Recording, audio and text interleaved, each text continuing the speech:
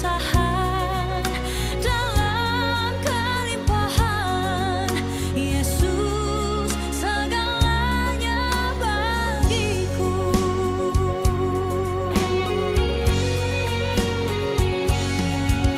Badai dan gelombang menerpa kapalku. Yesus, Engkau jurumudiku. Ku takkan tenggelam, ku tak akan goyah. Yesus menopang hidupku.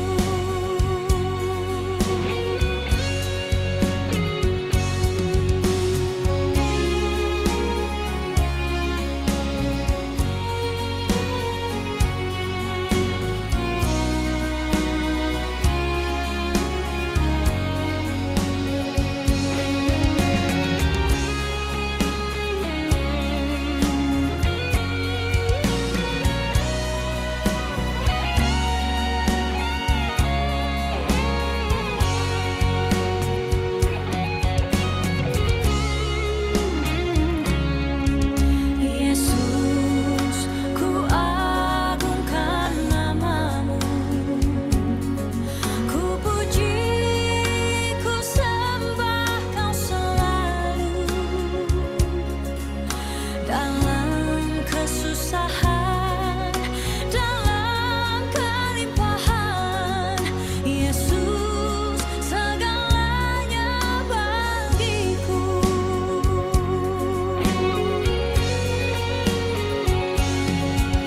Badai dan gelombang menerpa kapalku. Yesus, Engkau jurumudiku. Ku takkan tenggelam, ku tak akan goyah. Yesus menopang hidupku.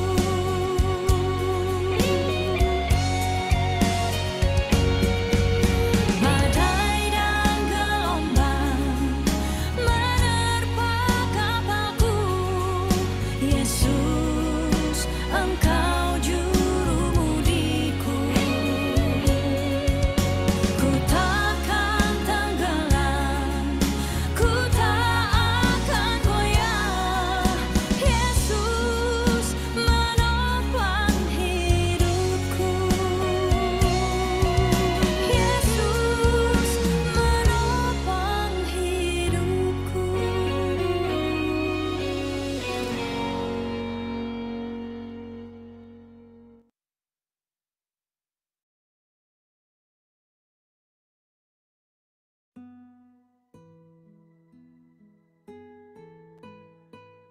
Yesus, Engkau jurumudiku.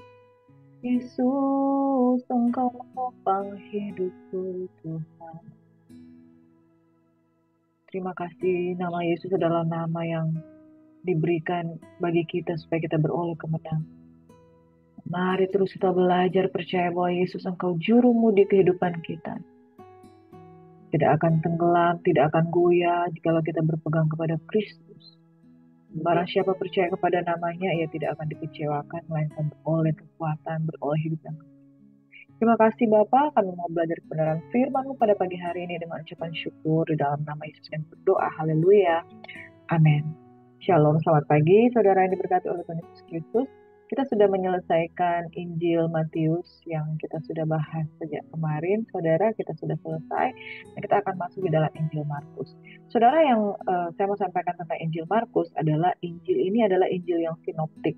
Sinoptik artinya punya sudut pandang yang sama tetapi dibahas dengan cara yang berbeda. Jadi ketika kita belajar Injil Matius, banyak kisah yang ada di Matius itu juga terdapat di dalam Injil Markus.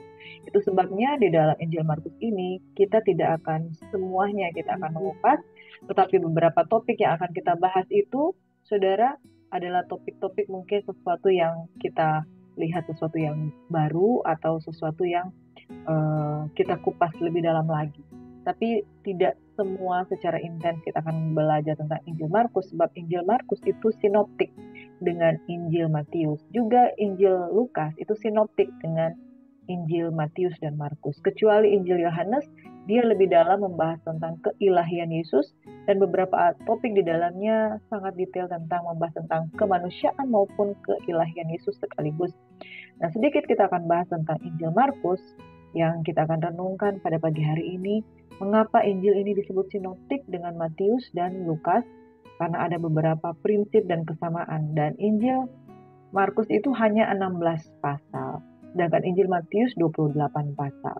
Injil Lukas itu ada 24 pasal. Jadi Bapak Ibu Saudaraku yang diberkati oleh Tuhan Yesus Kristus, perbedaan pasal ini tidak mengurangi kesamaan dari kitab ini yang sebetulnya saling mendukung satu dengan yang lain, tetapi masing-masing memiliki satu penekanan atau mengangkat topik yang cukup berbeda dalam perspektif yang berbeda, namun penulisannya itu hampir mirip, hampir sama, saudara.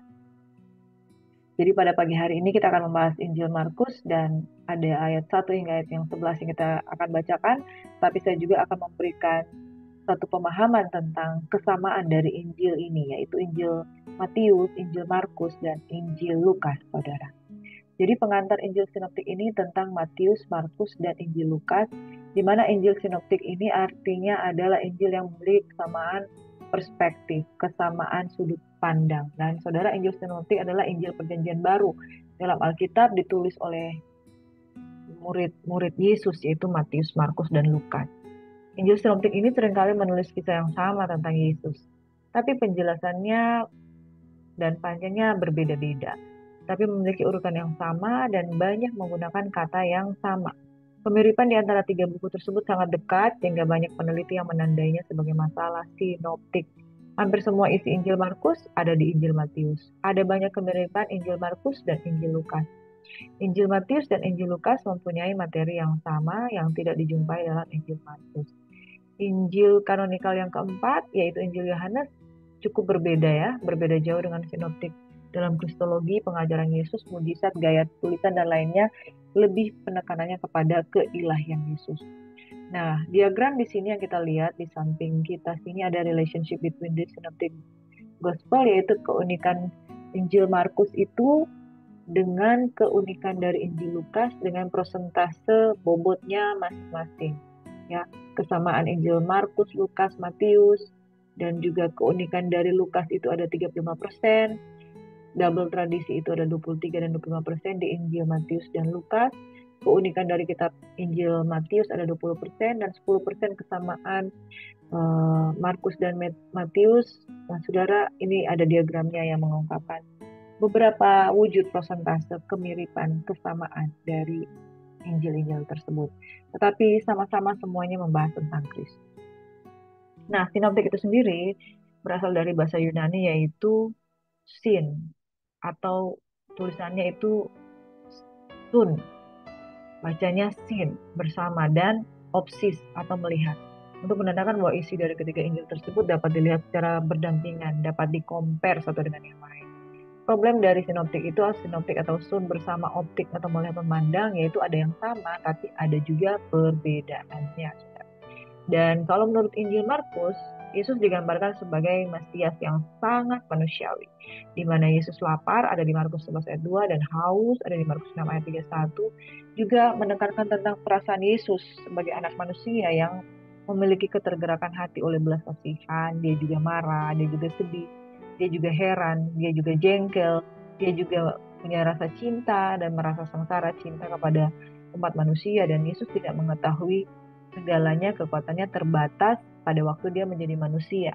Di dalam keilahian Allah, Yesus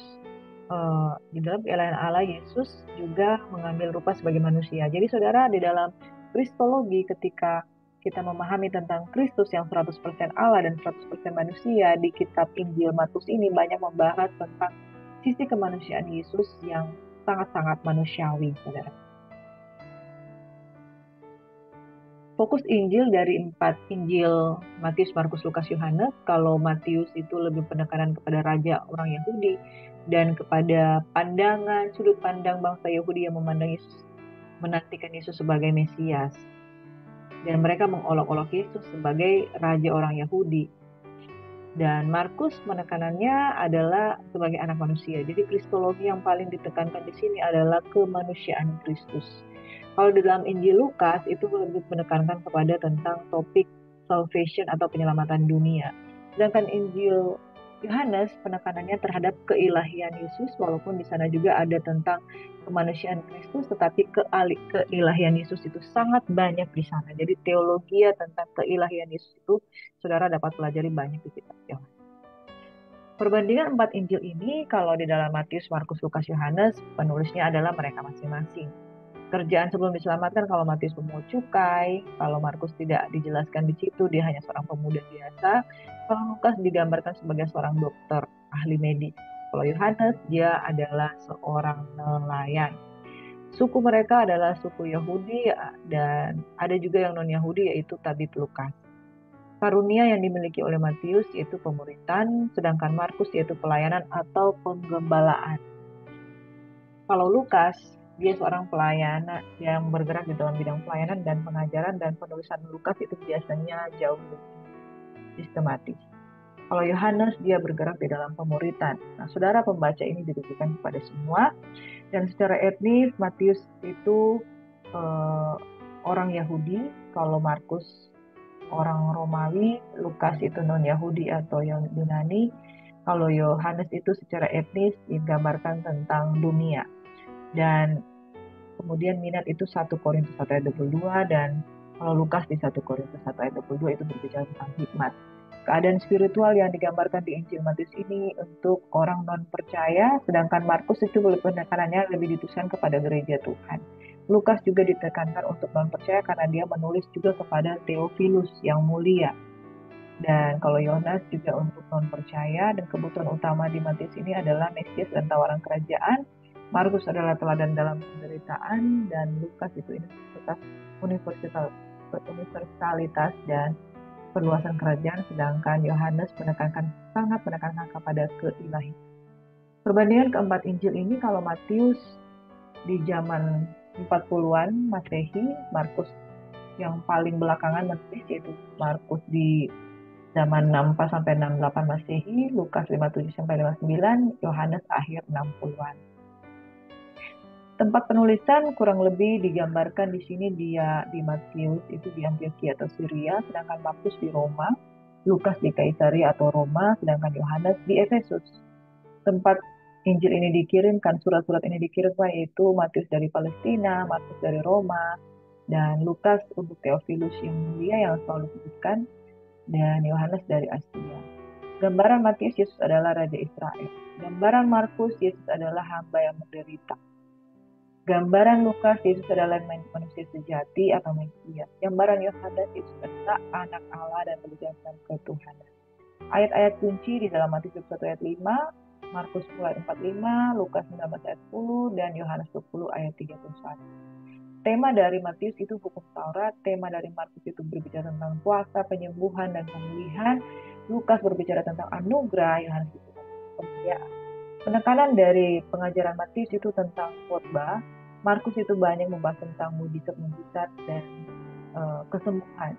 Lukas berbicara tentang perumpamaan paling banyak, Yohanes itu berbicara tentang alegori karena dia lebih banyak pada keilahian. Sedangkan penataan Matius itu dari tentang topik, Markus itu sifatnya kronologis, juga Lukas, kalau Yohanes itu juga topikal. Keturunan yang dibahas Matius itu membahas tentang silsilah dari Abraham sampai Yusuf, yaitu ayah Yesus. Sedangkan Markus, Lukas, Yohanes tidak membahas tentang silsilah. Demikian perbandingan keempat Injil ini, saudaraku.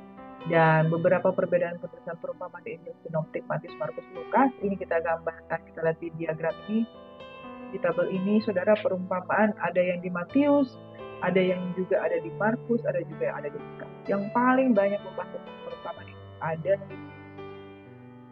Dan kalau kita compare di sini tentang garam dunia, terang dunia, tukang bangunan yang di sana, yang bodoh, 2 macam dasar, kain penambal dengan baju lama anggur baru, kerajaan yang terpecah, Belzebul, seorang penabur benih, gandum dan ilalang, biji sesawi, ragi yang makan mirip dengan roti, harta yang terpendam, Mutiara yang indah, pukat, domba yang hilang, hamba yang tidak punya belas kasihan, Tuhan kebun anggur dan semua pekerjanya, seorang punya 2 anak laki-laki, tuan tanah dan kebun anggur. Lalu ada perumpamaan tentang raja yang mengadakan perjamuan, pohon ara dan rantingnya, gadis-gadis yang bijak, hamba yang setia dan bijak, gadis yang bijak dan bodoh, talenta dan minta, domba dan kambing, benih yang tumbuh. Lalu selanjutnya dari 2 orang yang berhutang sampai orang Farisi dan cukai, itu adanya di kitab Lukas, saudara. Orang Samaria yang baik hati itu adanya di Lukas. Orang sahabat yang datang pada malam hari adanya di Lukas. Orang kaya yang bodoh, pohon ara di anggur, perjamuan perkawinan, menafsir anggaran biaya, dirham yang hilang, anak yang hilang, bendahara yang tidak jujur, Lazarus dan orang kaya, tuan dan hamba, hakim yang tidak benar, dan orang Farisi dan cukai. Jadi saudara, kalau kita lihat di dalam tabel ini, kita lihat bahwa Matius dan Lukas banyak sekali menggambarkan tentang perumpamaan, dan di Injil Markus itu sebagian kecil saja. Ya, jadi kalau ada yang kita sudah bahas di Injil Matius, itu semuanya ada di kitab Markus, kecuali benih yang tumbuh itu hanya ada di Injil Markus, saudara.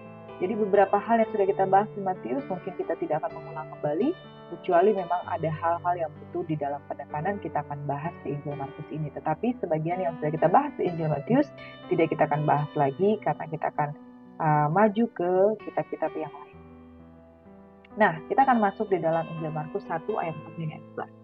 Inilah permulaan Injil tentang Yesus Kristus anak Allah. Seperti ada tertulis dalam kitab Nabi Yesaya, lihatlah aku mengirim utusanku mendahului engkau, ia akan mempersiapkan jalan bagimu.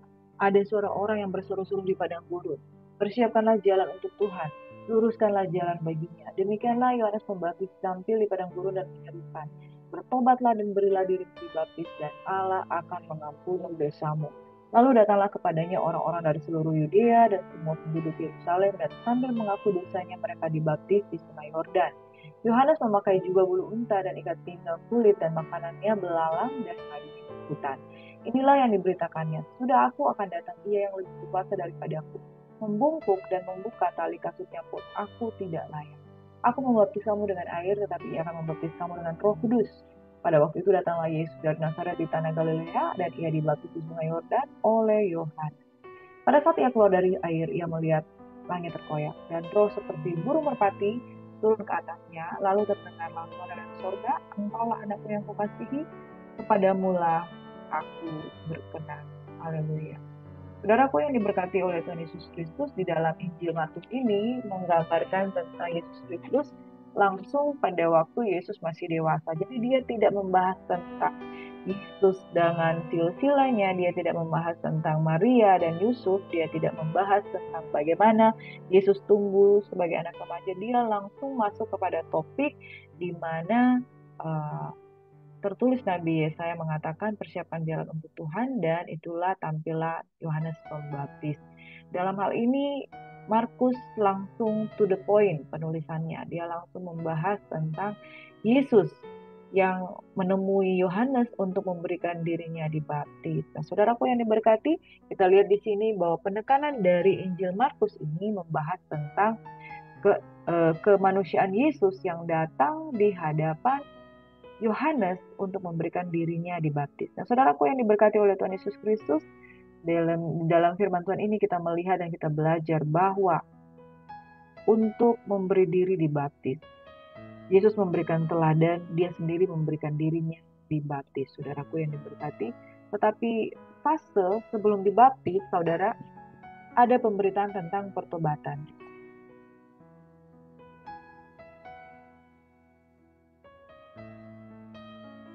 Pemberitaan tentang pertobatan ini merupakan satu message.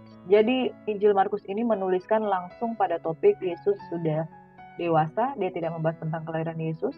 Jadi dia membahas tujuan penulisan Injil Markus ini adalah untuk gereja Tuhan. Makanya untuk gereja Tuhan, untuk bisa masuk di dalam pengenalan akan Tuhan, gereja Tuhan harus memulai dengan fase pertobatan. Gereja Tuhan, pengenalan akan Kristus harus dimulai dengan fase pertobatan. Persiapkan jalan untuk Tuhan. Bagaimana mungkin kita dapat mengalami persekutuan dengan Tuhan, dengan Roh Kudus, kalau kita tidak masuk di dalam fase pertobatan? Itu sebabnya ada Yohanes yang lebih dulu tampil. Sebagai Nabi Elia, persiapkan jalan untuk Tuhan, luruskan jalan baginya. Bertobatlah dan berilah dirimu dibaptis dan Allah akan mengampuni dosamu. Jadi di dalam Injil Markus ini mengajarkan kita bahwa fase bagi gereja Tuhan, yang pertama yang harus kita lakukan adalah mengalami pertobatan, sungguh-sungguh bertobat. Saudara, sebab Tuhan memanggil anak-anaknya untuk kembali ke jalan yang benar. Ingat bagaimana Adam dan Hawa jatuh ke dalam dosa, yaitu mereka melanggar perintah Tuhan dan mereka makan buah pohon pengetahuan yang baik dan yang jahat. Akibat dari pohon pengetahuan yang baik dan yang jahat, yaitu manusia memiliki kebebasan, hak bebas untuk memilih, saudara, ya.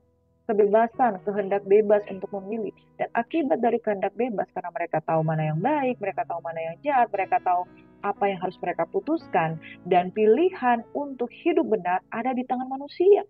Jadi di sini di luar daripada kehendak Tuhan, Tuhan menginginkan keselamatan bagi umat manusia, tetapi kalau manusia memilih kehendak bebasnya untuk melakukan apa yang baik atau apa yang jahat, itu terserah daripada dia. Makanya saudara, gereja Tuhan, fase untuk mengenal Yesus, fase untuk ada di jalan yang lurus, fase untuk masuk di dalam kehendak Bapa di surga harus diawali dengan yang namanya pertobatan. Sebab tanpa pertobatan, tidak mungkin seorang bisa datang kepada Tuhan. Di dalam pertobatan, persiapkan jalan untuk Tuhan. Nah, saudara, kalau kita mau mengalami Tuhan, harus ada pertobatan, harus mempersiapkan diri, harus prepare untuk memberikan diri kita dibawa Tuhan ke jalan yang benar. Saudara, kalau tanpa pertobatan, tidak mungkin seseorang kembali ke jalan yang benar. Dan jangan katakan engkau mengenal Tuhan kalau tidak ada pertobatan di dalam dirimu. Markus menekankan kepada gereja Tuhan bahwa yang paling penting bukan soal engkau belajar siapa Yesus, bukan engkau belajar dari mana Yesus lahir, dari mana semuanya, tapi dirimu. Bagaimana engkau bersikap di hadapan Tuhan, yaitu sebagai petobat baru di hadapan Tuhan. Dan kemudian apa yang kau lakukan? Mengerjakan keselamatan itu dengan takut dan gentar. Dan sesudah pertobatan, belajar dari Yesus, yaitu dia datang merendahkan diri untuk dibaptis. Saudara, tidak ada seorang baptis dipaksa. Tidak ada seorang yang mau dibaptis itu hanya karena apa kata orang.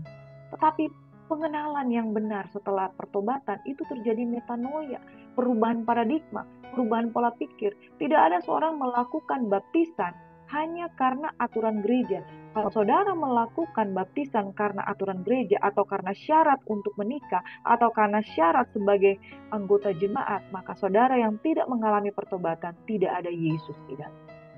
Saudara, pengenalan akan Tuhan selalu dimulai dengan pertobatan. Kalau saudara memberi diri dibaptis hanya karena diajak orang, hanya karena ikut-ikutan, hanya karena sebuah syarat melayani, saudara tidak akan ketemu secara pribadi dengan Tuhan Yesus. Markus memberikan kronologis penulisannya dengan satu penekanan kepada gereja Tuhan. Mari fokus kepada pemberian diri yang sungguh-sungguh di hadapan Tuhan, yaitu mempersiapkan jalan bagi Tuhan, luruskan jalan. Saudara, kalau kita mau mengenal Tuhan itu luruskan jalan. Cara untuk meluruskan jalan itu datang dalam pertobatan. Di dalam pertobatan ada perubahan paradigma, epistrofe, perubahan jalan hidup, perubahan pola pikir, metanoia. Maka saudara bukan lagi saudara yang lama, melainkan saudara yang baru. Kalau saudara yang dulu mencuri, sekarang mencuri lagi. Kalau saudara dulu terikat dengan roh judi, suka main judi online, suka main togel, dan lain sebagainya. Lalu setelah saudara bertobat, keinginan untuk kembali jatuh di dalam dosa perjudian, dosa perzinahan itu selalu masih ada di dalam pikiran saudara, maka saudara belum mengalami pertobatan. Jangan mimpi bisa mengenal Yesus.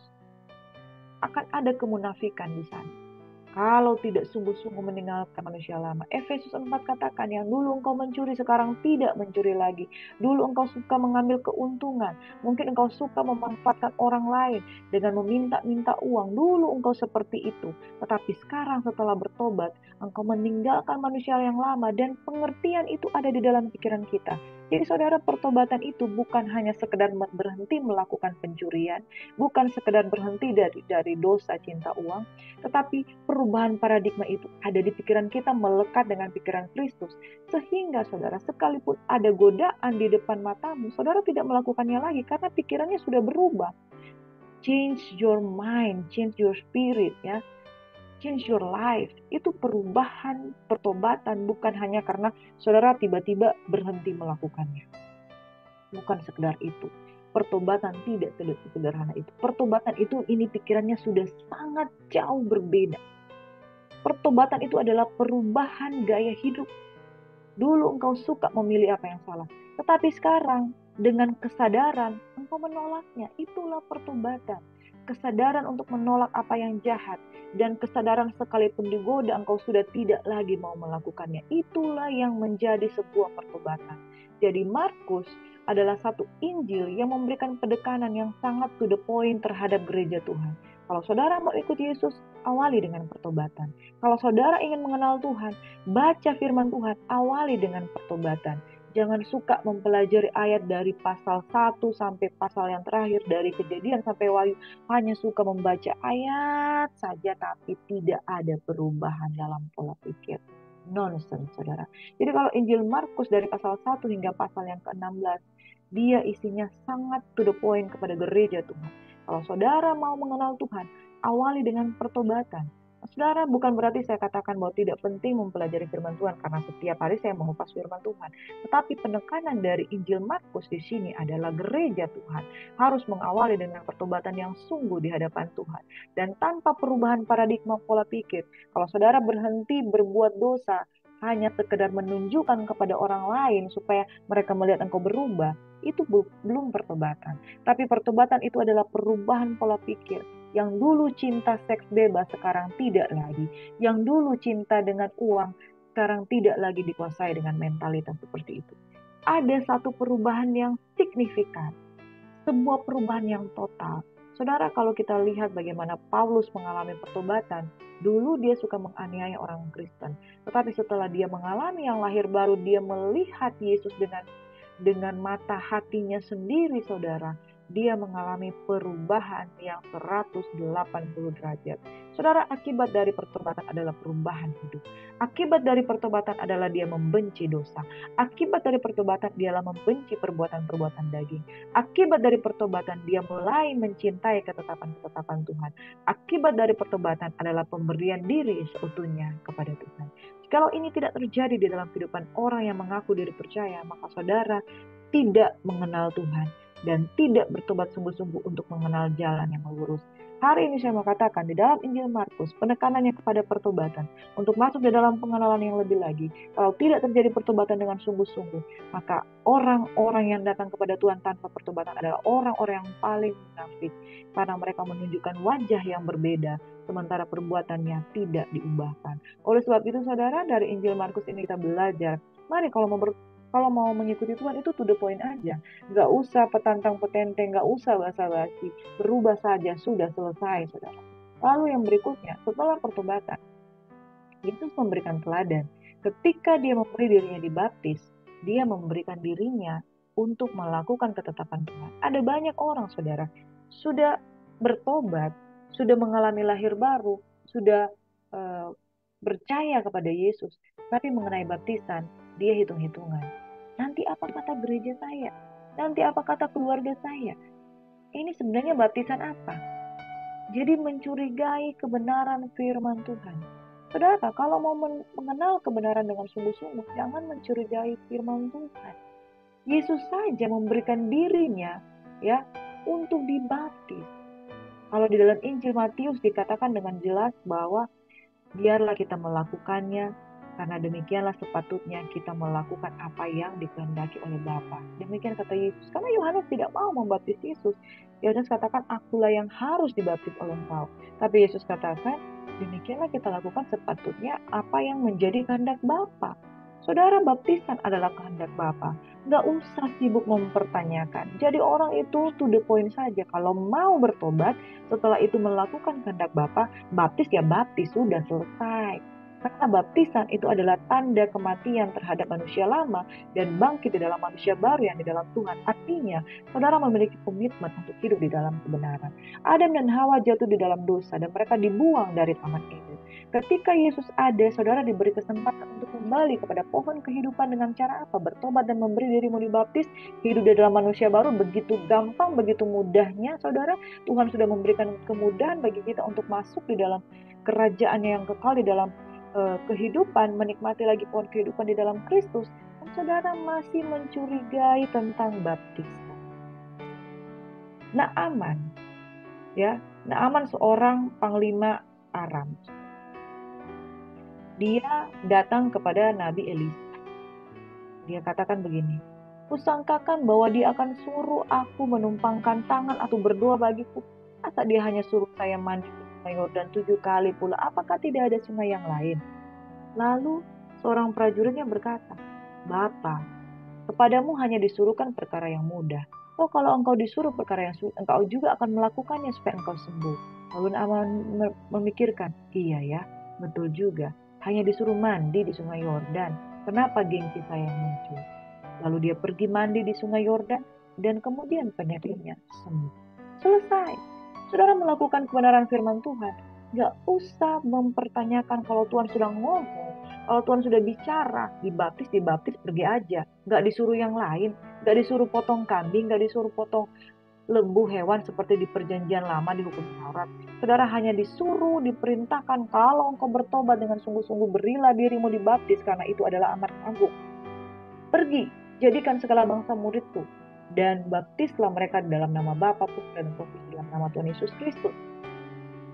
Saudara, Tuhan memerintahkan apa yang gampang, tapi manusia mempertanyakan, bahkan memunculkan teori-teori teologi yang baru yang menolak kebenaran tentang baptisan. Saudara, baptisan artinya masuk ke dalam air, tubuh kita dikuburkan di dalam air, bukan dipercik. Amin. Aku membaptis kamu dengan air, tetapi ia akan membaptis kamu dengan Roh Kudus. Ia yang datang lebih berkuasa akan membaptis kamu dengan Roh Kudus. Pada waktu itu, datanglah Yesus dari Nazaret ke tanah Galilea, dia dibaptis sungai Yordan. Pada saat ia keluar dari air, ia melihat langit terkoyak dan roh seperti burung merpati turun ke atasnya, lalu terdengarlah suara dari sorga, "Engkaulah anak yang kukasihi, padamulah aku berkenan." Saudara, bertobat, memberi diri dibaptis, dan setelah itu engkau adalah anak. Amin. Bertobat, beri diri dibaptis, engkau adalah anak. Markus tidak menuliskan panjang-panjang, hanya inti-intinya saja. To the point. Saudara bertobatlah, berilah dirimu dibaptis, maka engkau akan disebut anak. It's all about Jesus. Mari kita share tentang kebenaran ini. Share everything about Jesus. Our mission is to share the truth about Jesus. Itu sebabnya saudara, gak usah terlalu banyak mempertanyakan kebenaran firman Tuhan, tapi lakukan saja. Maka saudara akan mengalami bagaimana Tuhan bekerja dalam kehidupan saudara semudah engkau percaya. Mari kita satu dalam doa. Bapa di surga, aku berdoa pada pagi hari ini bagi rekan-rekan sahabat-sahabat Yesus yang sudah mengenal kebenaran. Biarlah roh pertobatan itu ada di dalam diri kami. Pertobatan itu adalah membuat kami menjadi tidak sama dengan hidup kami yang lama. Dan pertobatan itu berbicara tentang keinginan untuk meninggalkan dosa, bukan dari apa kata orang, tetapi dari kehendak bebas kami yang memilih Kristus untuk kami jadikan sebagai juru selamat.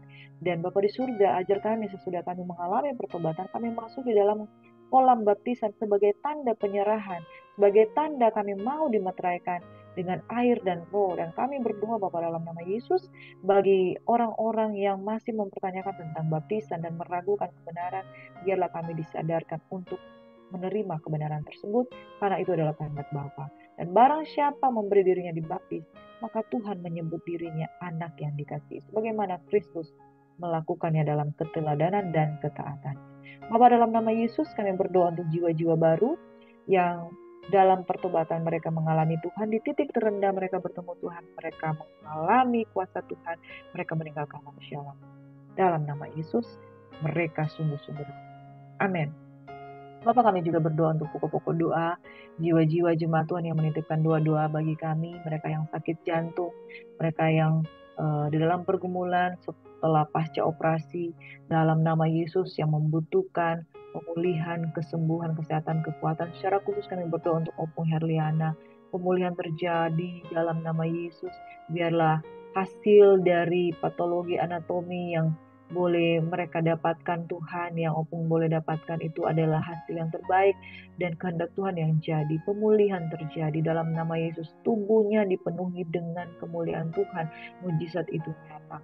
Kami berdoa untuk jiwa-jiwa menitipkan doa bagi kami yang masuk rumah sakit. Tuhan, bawa mereka Tuhan dalam pemulihan damai sejahtera yang daripada Tuhan.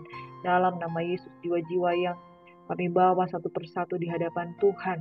Mereka yang bergumul dengan rumah tangga mereka, mereka yang bergumul dengan istri mereka, yang bergumul dengan anak-anak mereka. Bapa, dalam nama Yesus, sekarang banyak perempuan-perempuan yang begitu berani untuk meninggalkan rumah tangga. Oh Tuhan, roh pertobatan dalam kehidupan mereka. Roh jina kami ikat, hancurkan, patahkan kuasanya dalam nama Yesus Kristus Tuhan. Kami berdoa agar keluarga-keluarga ini mengalami terobosan, sebab keluarga adalah lembaga pernikahan yang dibentuk oleh Tuhan sebagai wadah untuk menyatakan kasih dan kuasa Tuhan. Oh Tuhan, kasihanilah anak-anak mereka yang menjadi korban perpisahan orang tua, korban perceraian orang tua. Bapa, dalam nama Yesus, dengan sungguh-sungguh kami berdoa agar pemulihan terjadi. Sadarkanlah Tuhan, baik perempuan, baik laki-laki mereka yang sudah meninggalkan keluarga rumah tangganya, dibawa kembali pulang dalam Yesus.